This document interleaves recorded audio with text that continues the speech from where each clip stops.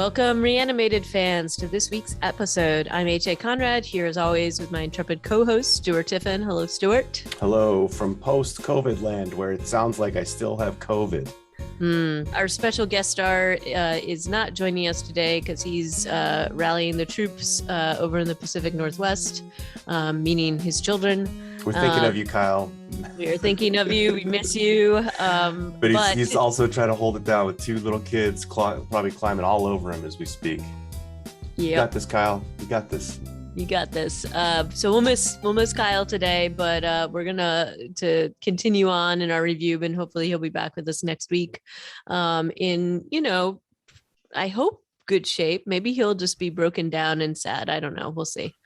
Exhausted, maybe. I feel that way today. So we're both on the same energy level. Big energy. But anyway, today we are talking about the next couple of episodes of All of Us Are Dead. But before that, we do have a couple of little news items. A few more announcements about casting for Tales of the Walking Dead. Some names that are very familiar. So they really feel like they're really trying to kind of stack the odds that this will be successful. I don't know. But Olivia Munn is one of the people that they announced. That's their headlining with Olivia Munn in the articles that I've seen, which is that's legit. She was an ex-woman, yeah. Psylocke. She, if you don't know who Olivia Munn is, well, I feel bad for you. She's just she's one of these like omnipresent people. She's a decent actor. I think she was really better known for just being like a hot anchor on video game news when I first got to know who she was. I feel like she got her everybody knew about her because of that hot dog eating contest thing that she did. So that's kind of like,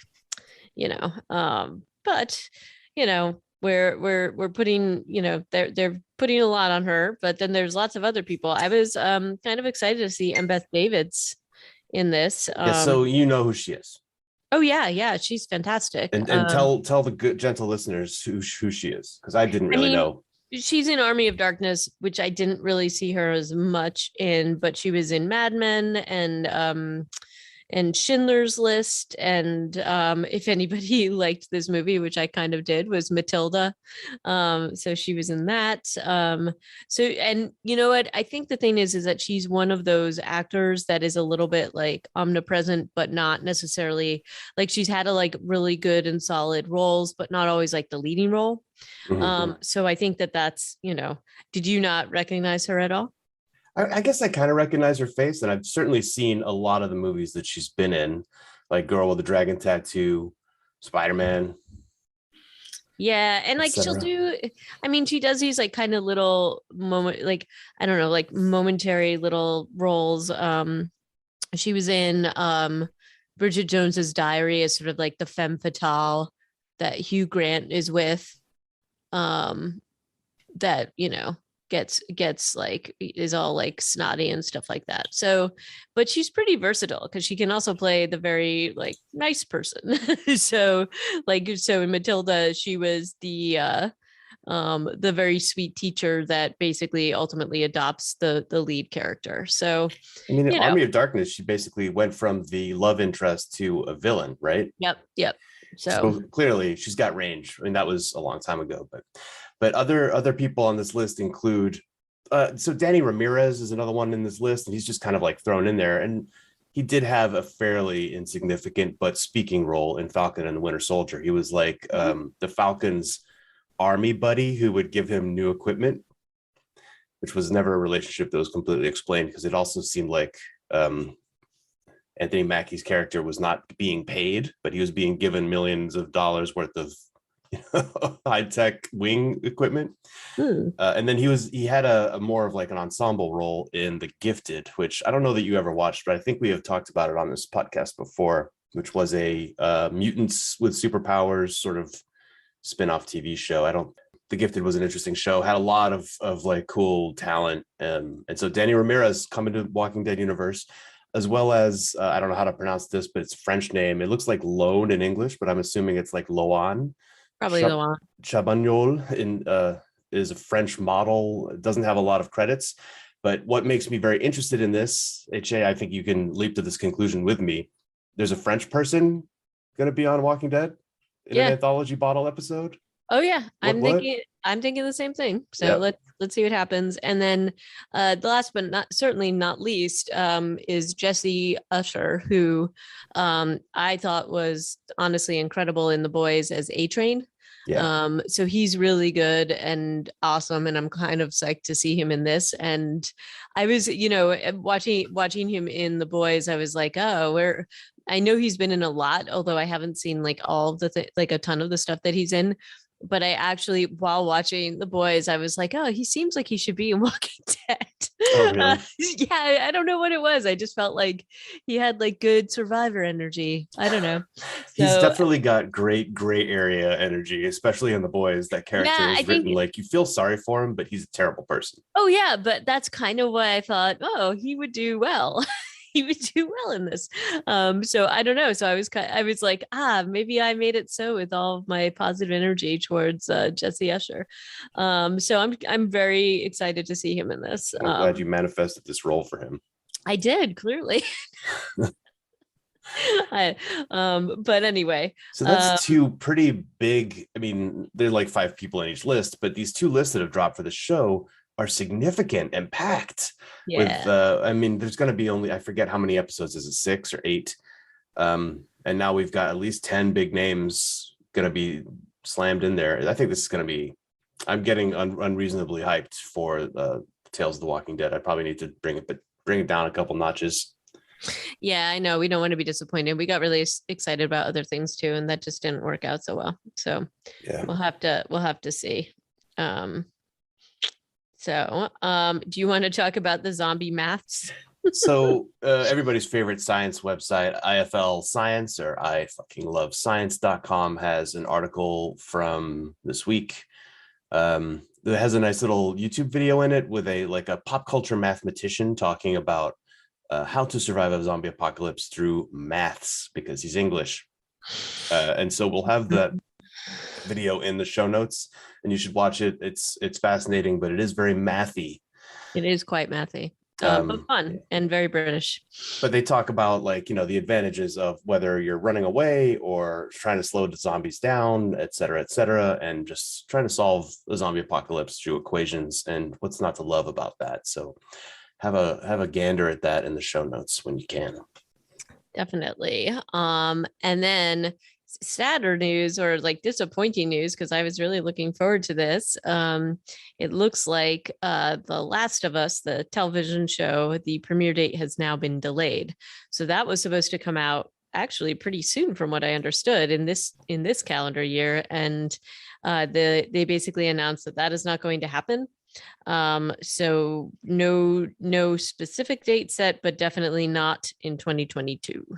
So and this comes from an interview with the HBO chief content officer, whose name is Casey Bloys, not from anybody directly working on the show, but I guess this Casey person would not say this without knowing for sure. Yeah, I don't think you would share that. Otherwise, you have, yeah.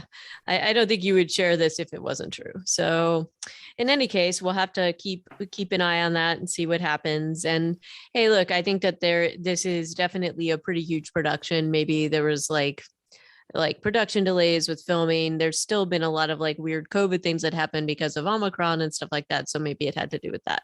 Yeah.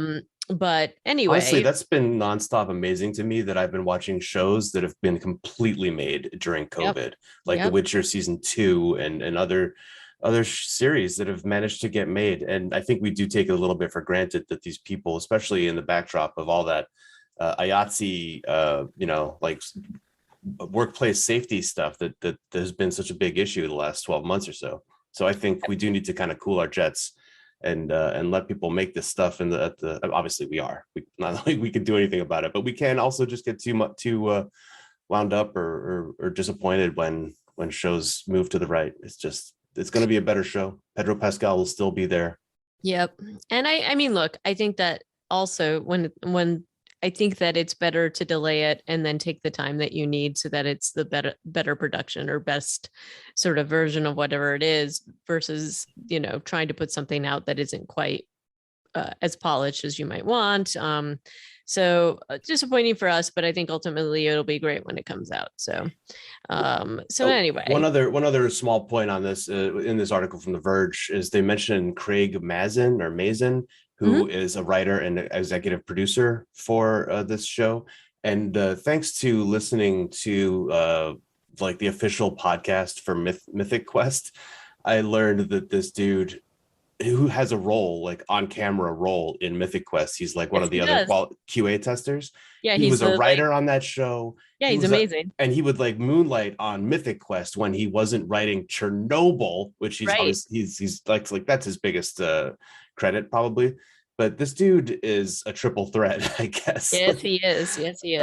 And you know he's a really unlikable character on Mythic Quest, but He's just horrible, but amazing. underscores how talented this guy is. Craig, wow. Yeah, yeah. I love all the stuff that he's putting out there. So thank you, Craig. And we'll wait to see what comes for all of this. Yeah, Um, are you ready to dive into episode 6 and 7? somewhat anyway. Yeah.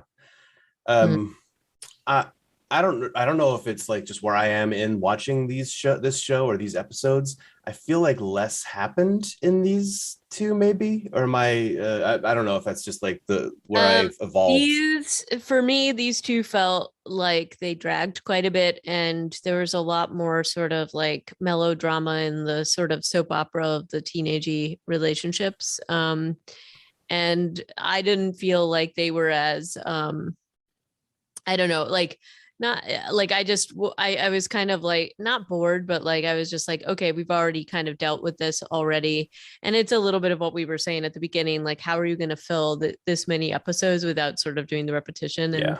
And they're kind of doing that. And I mean, and then a couple of things became pretty clear in these, which we had some predictions. Sadly, Chansan's mom did not come to save the day as a super zombie. I think all those hopes were crushed last time we talked about this. I know, but I had Did a you think she was little going to like, be a super zombie? I was hoping maybe a little bit that she'd somehow make this appearance. And I kind of thought that that's where they were going because of a couple of things that happened in this episode. But definitely, very clearly, she is not a super zombie. So anyway, I think there were some definite frustrating moments for me in this that I don't really believe of some of these characters given what they've learned at this point. And this is one of the things that I dislike is that you kind of set up the rules for this world, and then characters, and I guess I mean that's like that's like kind of the thing is that they're teenagers and whatever, but I just don't believe some of the things that the characters do in this. What are you It talking about specifically?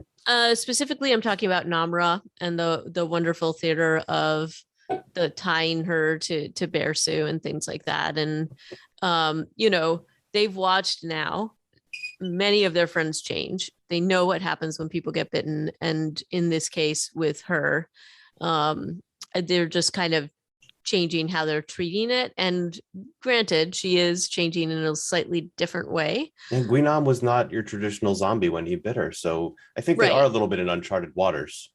A little bit, but clearly there's something weird about her. Yeah. And Well, she's weird before she becomes a zombie. Like her weird staring. yeah, she's kind of odd. She's an odd cat.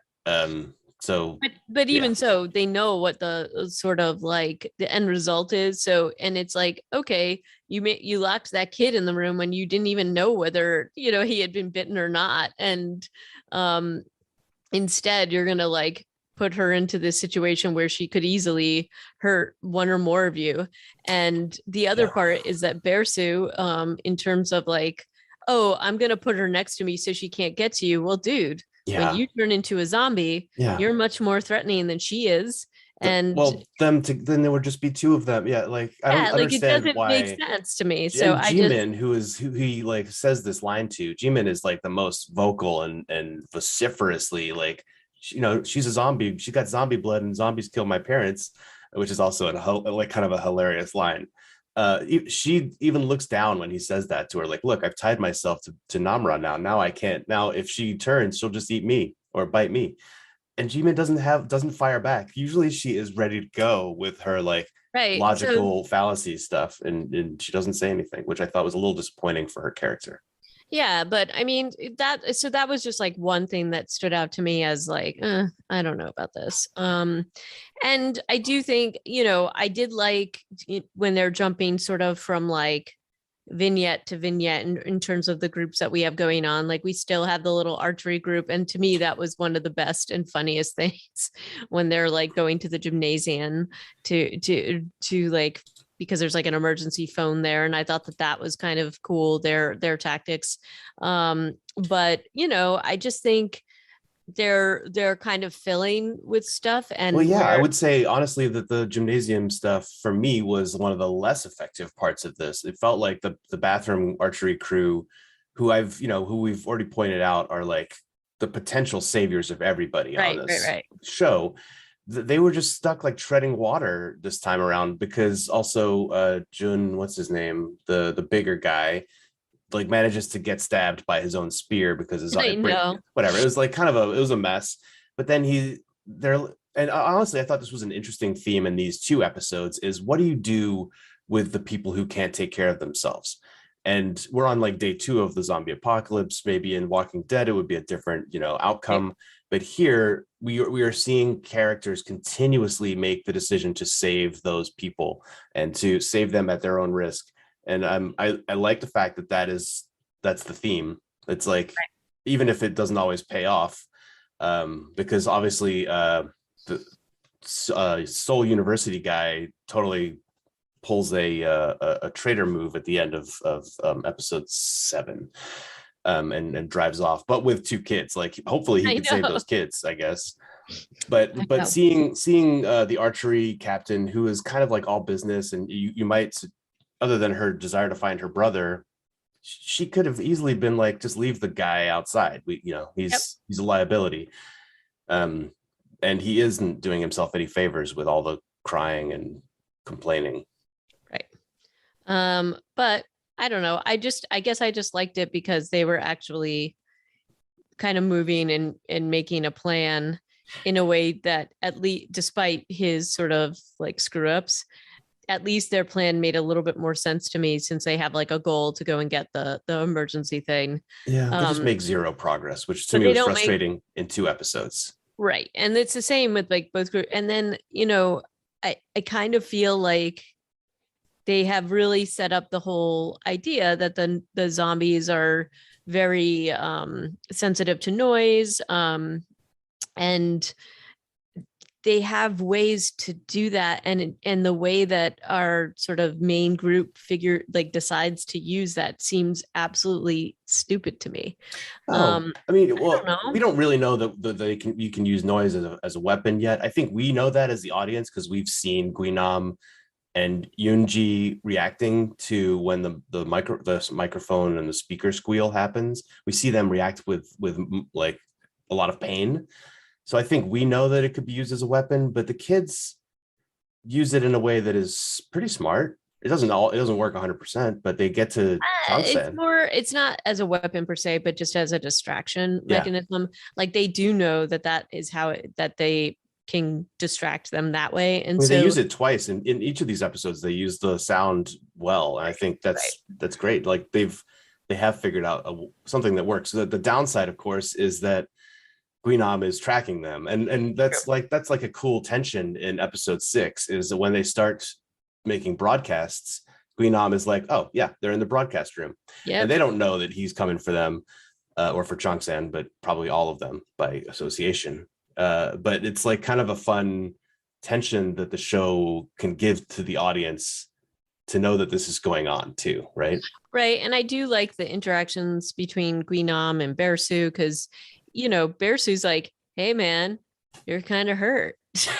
Like he doesn't know what to do with like already Guinam. He knows like generally that Guinam is like not a savory character. He's had dealings with him when he was part of sort of the bullying group. And Guinam saves his ass though. he does. And so there is this like, but there are these like weird moments where he's like, hey, you're hurt, but there's sort of this whole like, hi, your eye is like hanging out of your face kind of moment, like where he doesn't want, it's like he doesn't want to call too much attention to the fact that, you know, Queenum is looking disturbed. But so there's cool things like that because they're still figuring out those rules. I do think that in terms of the thing I liked about the Namra stuff was they do show her sort of like, hey, Bearsu looks really tasty right now.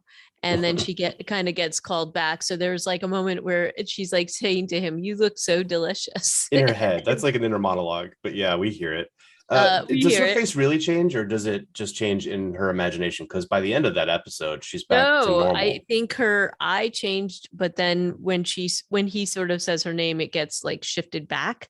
Okay, And we did see that with the original you're Patient right. Zero. Yeah, So I think that that's probably about right. So I did kind of like that, the way the storytelling is with that. I also really loved the nerdy girl. What is her name again? Yunji, I think. Yoonji. Like the whole scene with her sort of and sort of how they're showing the noise sensitivity Mm, that these, and we see it with Namra, we see it with Guinan, but we see it a lot with Yoonji where she's like hearing goldfish in the room of like it's like a teacher's lounge or it's somebody's office or something like that. yeah, And the subtitle says night duty office, so I guess somebody sleeps at the school yeah. sometimes. But she's like, and just even her sort of manner when she goes and she's like, I'm pretty hungry, and she eats the goldfish. It was like a Um, callback to Dawn of the Dead 2004. yeah, and it's like I just thought that that was kind of fun, and then how she shifts because of the night guy or whatever his name But is, I who think is he's the dean of students, and I think he was just hiding out in there. But yeah, that guy clearly, we didn't have a lot of interactions with him, but what she talks to him about is pretty damning. That she had come to him to be like, hey, my life is a living hell. I'm being bullied, and he's just like, don't be so dense. yeah, he's kind of like, oh, that's just kind of the way it is, offering her no help. I do like how she's just like, all right, I'm like totally I got different priorities now, or maybe some of the same priorities, but she's got a lot of power now. So it's even like how she's like wearing her little shirt, it's taking on a very different connotation. It's like, I'm so sexy. And, She's wearing her lip gloss. Like what? yep, I am kind of curious. What is her next move? Is she? It looks like she's about to leave the school campus. I think that's in episode 7, after she's had her run in with the dean and thrown up all of his guts, which was pretty I know gross. that was gross, but I kind of liked it because it's Like, yeah. like, So what does that mean? Do they not? She's consumed by hunger. She can eat right. goldfish, okay, it seems like, but when she tries to eat human, it doesn't go down so well. So So I'm it's not curious what that clear. means. It's not clear to me if that's something physical or psychological. Like Yeah. she did it and then she felt really awful about it. Like she did it as like a just that was her instinct. So I guess we'll have to see more of that. I don't know what she's going to do yet either. I kind of thought she was going to go back to the roof and eat her friend or try to rescue him or something, because he was so cowardly and didn't come with her. So I thought that, Yeah. or I thought maybe she's going to try to find the people that were so horrible to her and sort of take her vengeance. It's a little tough to say. I still feel like Chill Soul, the roof nerd guy, made the right call in not going downstairs. Right. Um, But in her head, that's not true. yeah, but also the show has us now thinking, unless he does like some sort of weird 180 in episode 8, because at the end of episode 7, he is screwing over everybody else. And he's justifying it based on a flashback of Yunji saying, I think everybody should die. So Right. even though he knows that there are humans in that stairwell who are trying to get onto the roof with him where the helicopter is, for Pete's sake, he's not going to open the door, and he's just not going to volunteer that information. At least he hasn't by the end of the episode. He might in episode 8. We'll Right. And see. I've got to be semi kind to him because he doesn't know whether anybody's bitten or what. You know what I mean? Like, I guess Yeah. he knows that they're semi okay, but, There's just look 2 at, soldiers up there with him too. Like, it's right. not like there's Right. a huge rescue party. Right. So, but we do see that his decision is motivated by, you know, what he went through with Yoonji. And So nihilism in general. Yeah. yeah, so we'll have to see what happens with that. And I did think that some of the things that they were doing in these scenes, like I was like, how are they going to maintain this stairwell scene because there's so many people coming up? I did like, again, the choreography and the fight scenes and like the big group kind of set pieces are still amazing, and they continue to be amazing. There's also some really good highlights of some of the different zombies in the beginning of episode 6, when all the zombies are kind of like running out as a distraction, to like all running out onto like the quad and whatever, but there's like the lone one that's just kind of messed up. They do some really good close-ups of that makeup, which looks so good. Yeah, And so I that feel is like, a very well made up zombie. But then there are some in the scene oh, where there are some that are, the scene with the barricade in the music room. I don't know why they filmed it this way, but you can definitely see some of these are like crowd zombies, oh, where the definitely. extent of their makeup and costume is like their sweater has some holes cut in it and some red is on the white shirt underneath it, but there's nothing else going on there. And so I'm like, I think you should have put more of your like made up hero zombies in the back of that crowd if you're going to be shooting it from behind. Right. But yeah, I mean, obviously, like again, they're doing all these scenes with so many people. Right. I think Like, it's hard to keep track. yeah, it was hard to keep. It's hard to keep track for the production, I'm sure, and impossible. Like how many hero zombies or people who are going to spend 5 hours in the makeup chair can you possibly do in one show, right? Right. And there's a lot of people in that particular scene too. So I think, I'll forgive them for some of that oversight. The other thing though that I did notice that I didn't like in terms of the makeup department is that like, and I noticed it, I noticed in the last 2 episodes too, but like these kids, like we know they've been out there, and just sort of the way they've basically sort of like put blotches of blood on their sleeves, and it just looks a little too Painted. like patterned Yeah. basically. And it would be streaked, and it wouldn't be these like very specific circles. It looks like they use like a makeup sponge or whatever they did to like soak it in blood and just kind of, or like like it probably would have been more effective to throw like water balloons full of stuff, so it was a bit more a bit less like uniform. But they probably have like 5 of these outfits for each kid. Right. And sure, I'm sure they're going through all of that. So I get it, but it just was one of those things that every once in a while I'm like, oh, and that just stood out. So, and it's interesting because in other places they're so good about it. So, but I would say overall they are moving certain things along. We did get to see like several different places in this. Like we get to see what's happening with the assembly woman in the sort of like quarantine camp. We get to see what's happening with our hero cop. They're not making much progress in getting to the school, and they've picked up yet another child. Yeah, by the end like, of episode 6, all they've done is saved like a 4 or 5-year-old. And I question this show for introducing yet another like helpless innocent. Like all the by the end of episode 7, we're back at the preschool with orange gibberish, and all those children zombies are not to be seen. yeah, So like I'm what happened to kind them? of curious. I mean, we haven't really gotten into that set again, so we'll see. Yeah. But God, you know, there's like it's just a question of taste to me on some level to just keep introducing kid characters of that age, certainly. Yeah. And the way it was shot, it did look like she wasn't necessarily on set with zombies a lot. No, I think they tried to obviously Yeah, it was a few different cameras, right? And yep. there was like the scene where she runs out of the alley and they're chasing her. That's a little girl being chased by grown-ups dressed in zombie clothes and makeup. Right. Which Right. to me right away, I'm just like, that just strikes me as wrong. And that might Yeah, just be my I have the same. parenting talking, but No, I had the same thought, and I was like, I was actually thinking like, did they just like tease her? Like, was there like did they like basically get familiar with her before they did this so she wasn't scared? And all the noises are sort of overlaid, and maybe instead they're like, they're not. like laughing or something. Yeah. Yeah, that's what I'm hoping. But I thought the same exact thing. I'm like, oh my gosh, this poor kid is going to be like have trauma for the rest of her life from these like scenes. But no, I had the exact same thought. And I also was this similarly was like, oh, why are we introducing yet another character like this, right? Well, that Um, does kind of inform the Seoul University guy's eventual betrayal, because when the cop stops to save a third person, and this one is orange gibberish, I the know. Seoul University cop is just like, yeah, I'm done, and just leaves. And we'll see where it goes from there, because that's where the episode 7 ends, but or close to there. I think that's in episode 7. Yeah. But we certainly don't see what else happens to the cop.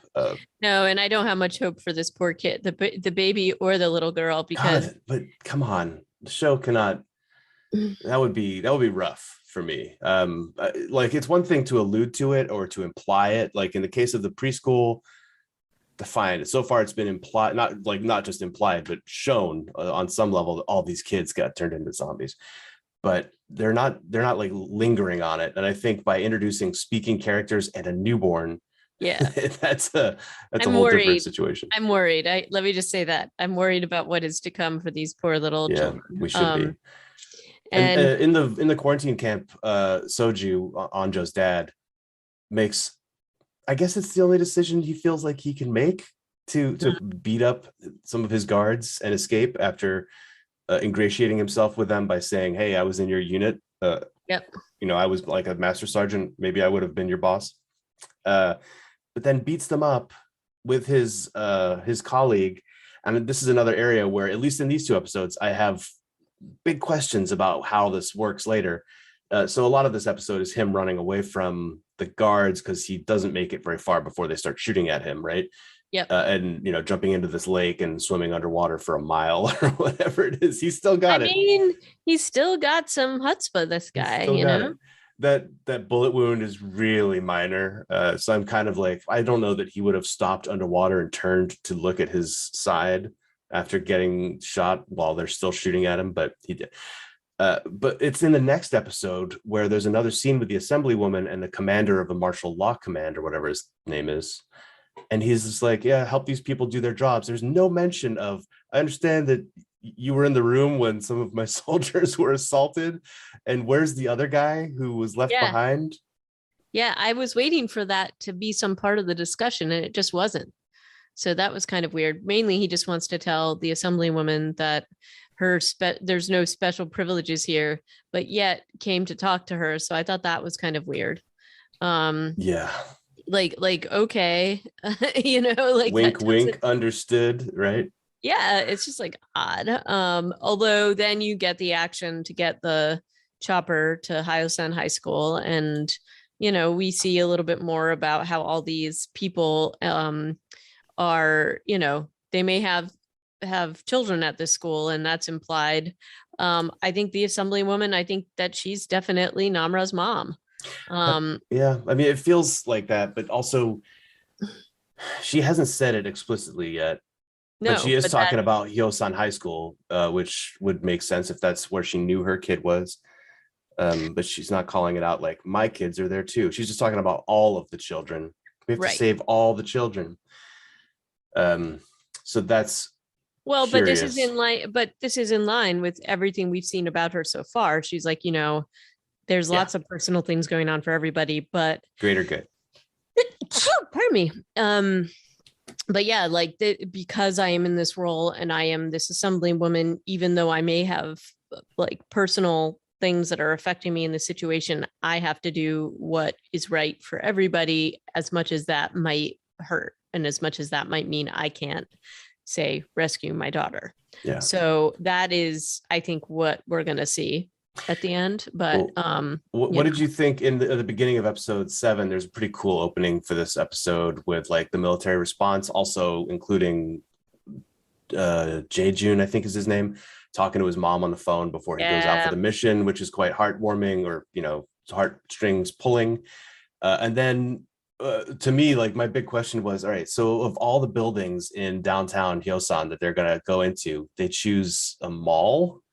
Yeah, I thought that was weird. Also from a strategic point of view, it doesn't seem like the best thing to try to, just for so many reasons.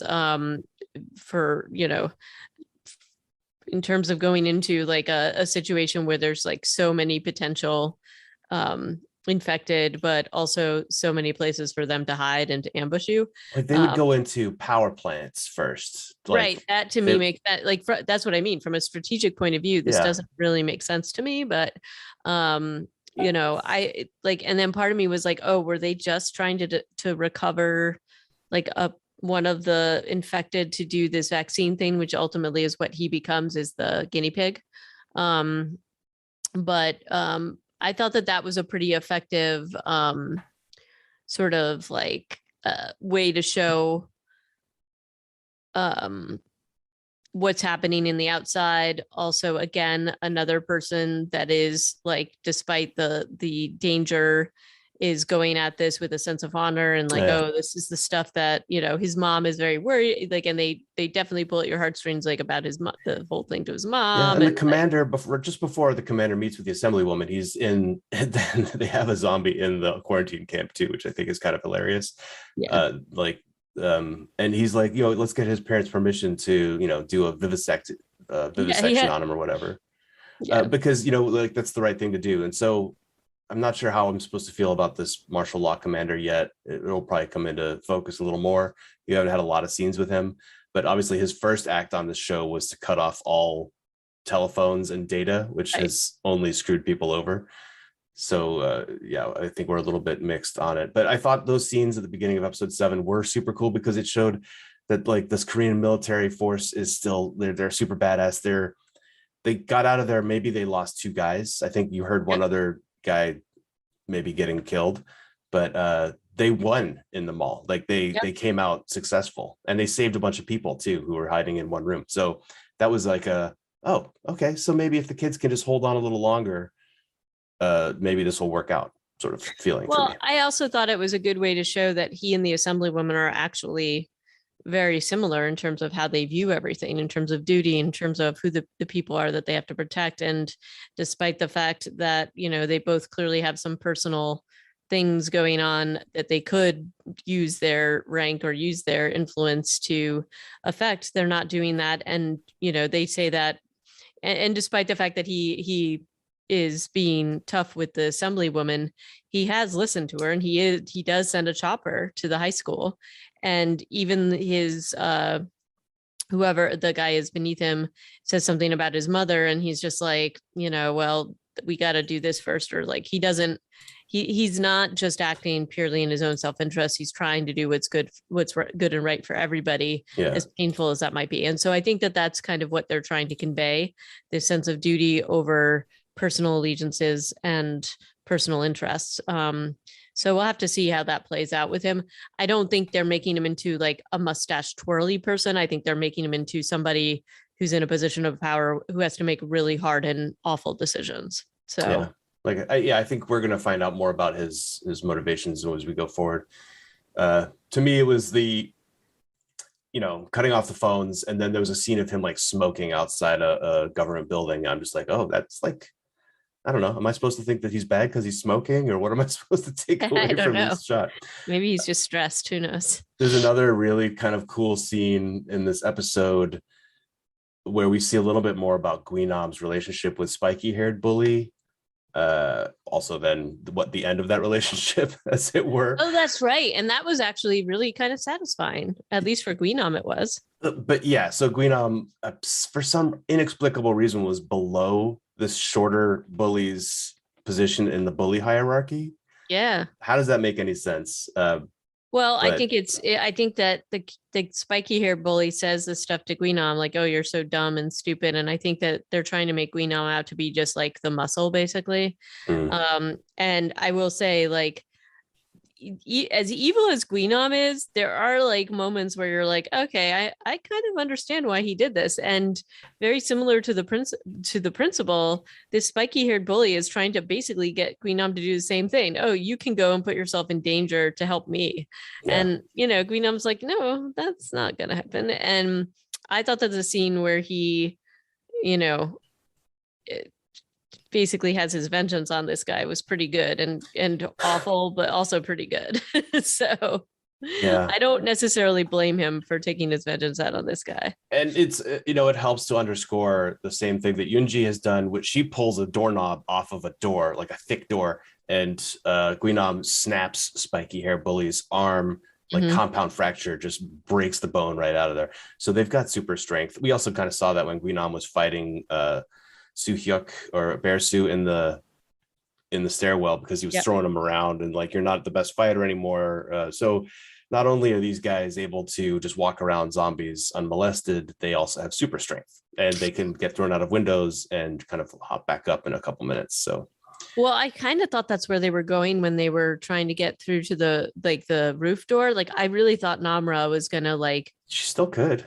she maybe could, so maybe that's coming, but like I kind of thought that's what they were gonna do with that. Either that or like there's one sign that says the doors will automatically open if there's a fire. So I thought they were gonna like pull the fire alarm. None of those things happened.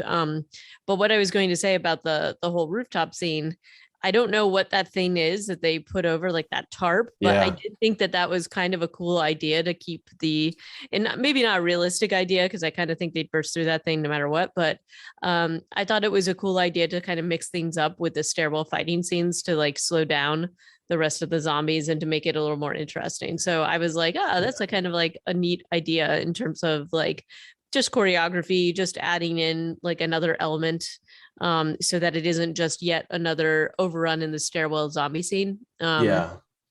So I I kind think of they like did that. it. They employed blinding the zombies a lot in these two episodes too. Like the piano under the piano zombie, they put a sheet over her face and she basically stopped moaning. Yep. And in the archery center, they closed the curtains. And in the music room, there were curtains in both of these rooms where Yeah. there weren't in any others. And the zombies basically just leave as soon as they can't see the people or hear them. I guess they just kind of they wander off. So that's between sound and blocking off sight. That's a couple of good tools in the tool chest for these survivors. And so we'll see how it goes. Of course, we leave this episode with not only is there a helicopter outside, but a couple of soldiers. Yep. Uh, but Guinan has come to the top of the stairs holding a zombie up with one hand who Oh, looks kind it's of so insane. good. It's so good. And I really love his little costume with the one heart on Yeah. it. I think that that's great. He's terrifying. He does a really good job at playing a good villain in this. I just think he's and the whoever the girl is that he's holding up is like her makeup is great and she's like doing, I mean, like they must have had some assistance because obviously like this was a precarious place for this actor to be in, but Mm-hmm. I thought it was like really effective. So I liked that a lot. Yeah, and there's some good um reaction faces from Bersu and Chongsan as they see this guy coming yeah, up, I mean and they're it's like, like well, "We've both killed you, I'm pretty sure at this point." Or yeah, so we'll see how that goes. Another detail that it kind of we started seeing a couple episodes ago, but I forgot to mention it, was when the archery bathroom crew go into the nurse's office, they wrap their forearms and oh yeah, that's legs, right. and that's come in handy for them in the scenes that we have had with them. Even though they didn't make a lot of progress, they got people were trying to bite them, but they have their hands or Yep. their arms wrapped in all this gauze so they can't get through. And we also saw the cop Do wrapping something similar. they Yeah. were yeah they were wrapping their arms with the chunks and chicken flyers and tape, and I don't know that I've seen anybody else wrapping yet, but I think we've seen enough of it to think that this is going to be going forward another good defense mechanism for the Yeah. survivors. And then the other thing we should mention is that we've seen these kids now. They saw the parents of the one student, like basically saw her to the drone footage die. We've got a lot of just they're trying to process the fact that they're probably on their own, so you then see them making the plan to try to get to the roof, although what's next? But Yeah, that was an I interesting element of the before the melodrama got too melodramatic, was this like, all right, stop Jimin from killing herself, and then all of us have to kind of like the conversation between Jimin and Anjo is important to have Yep. because you have to process this stuff. And Anjo is also just being like, my dad didn't come either, so there's a chance that he's Yep. dead. But of course, in episode 7, we see Soju has now like sewed himself up, Mhm. managed to get a shotgun and a backpack full of ammo, I assume, and is like running through the streets of Hyosan, probably coming to the high school ASAP. We'll see how he does. So he's on his Yeah. way. And I guess I thought when they were doing these things, and specifically because we see the end with Chonsen, who still can't let go of the Chonsen chicken name. Like I did think that they would be doing, like when they started doing these like sort of testimonials, and they're sort of, it's basically like, so they're, kind of a, not a last will, but just sort of like putting their little narratives on, and all of them do it in a different way. Daisu does his weird song. Um, it's it's pretty funny. it's pretty great. But I was like, okay, now we're gonna see Mom Super Zombie, and we didn't. And then at the end, they kind of like, and I was like, no, I was so sad. She's just wandering around in the playing field. I'm kind of surprised, since they've been looking out over the playing field this whole time. And in fact, Namra and Bearsu spend like a lot of episode 7 just staring out the window. Yeah. Nobody was like, hey, that looks like Cheong Sen's mom in her bright orange Apron vest. that says Chonsen. It says Chung, it has his face on it. Yeah. So that'll be tough. It will be tough. And I mean, I think that they have to, at some point, he's got to see her, right? Like, but I thought they were going to do that here, and they didn't. And then what was the other thing about this episode that I thought was, well, it'll come to me at some point. But regardless, again, despite some of the pacing issues and some of the repetition, I still think this is like a really fun show. Oh, I think the other thing about the relationship. So we've now definitely established Namra and Bearsu as a couple. And now, and there's all this, like, that was one thing that I did find particularly tedious, is that the back and forth and the weirdness between Bearsu and Chonsen, the weirdness between Namra and Bearsu, all the weirdness that between Anjo. And she keeps trying to get them to untie each other, and they're like, no. And she's and you're like, oh, this is odd. Awkward. This is awkward. Awkward. But also that like parting words between Bearsu and Chongsen, where Bearsu's like, yeah, by the way, I'm in love with Namra, so good luck and have fun with Anjo and stop treating her like a dude. First of all, that's great advice for Chongsen. He does treat her like a dude. He needs, and he kind of needs that advice, but it was a weird exchange. But also, nobody has ever indicated that Anjo is even into Chongsen. Like, she certainly hasn't. No. He is, we know that, but even though he denies it. But there's nothing, like, why would... I mean, there's moments where, like when he was in the music room and they were talking to him, from the other room, there's moments where she's just like, I think there's hints of it, and hints. How upset she was that he might be in danger. So I think that there's definitely hints that she likes him, but, she's clearly still very jealous about Bearsu and Namra. So we got that going on. But I don't know. That was a particular part of it that I was like, I was just like, okay, let's move it along. These are very awkward and strange exchanges. Yeah. But maybe we're just not the demographic that they're looking to excite. Because we're just like, but it's all good. Yeah, and Nyan was also featured in these episodes because she's locked up in like the storage room with all the food and drink. There's like boxes of ramen. Yeah, like if there's a moment when you can redeem yourself, this is it, man. And she's about to, and then she hears Jimin say, "Don't even bring up Nyan. She's subhuman." I was like, "Damn, Jimin with another massive body blow." And then Nyan just like pulls back and I mean, Namra even hears her in there, but she's just like, let's just leave this room. I don't like it here, instead of saying there's somebody clearly in the storage room. Also, when Daesu was trying to bash that door down, you could tell that he actually was very close to breaking down the actual door, because it was bending, because Daesu's not a small person. So I think if he'd hit it like 3 more times, it would have totally burst open. Yeah, I think you're right. But anyway, I mean, I think that's about all I have. Yeah, we don't know what happened to Mrs. Park. Nyan is in the storage room. Yeah, we have not seen her still, I guess. Yeah, Mrs. Park is just MIA. So we still do have a couple of characters out there who we don't know their fates, but we're running out of those. Like the Dean was one of those characters. Yeah, like characters with speaking lines who we don't know what happened to him. Spiky hair bully. They are both off the board. That kind of, unless they're going to introduce new characters who we haven't met, that kind of eliminates a lot of the people that we like, just about everybody. As far as the school goes. Orange Gritty, maybe Orange Gritty is going to have more Orange of a gibberish. role. Orange gritty. That's what I call him. No, orange gibberish. I'm mixing him up with the Philadelphia mascot, who I think is named Gritty.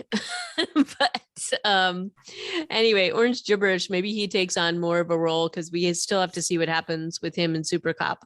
So Yeah, outside the school, all bets are off. They can introduce new characters all day long, as far as I'm concerned. But in the school, now that we're at episode 8, I think it would be odd if they continued to introduce new characters at this point, since it's somewhat a closed environment.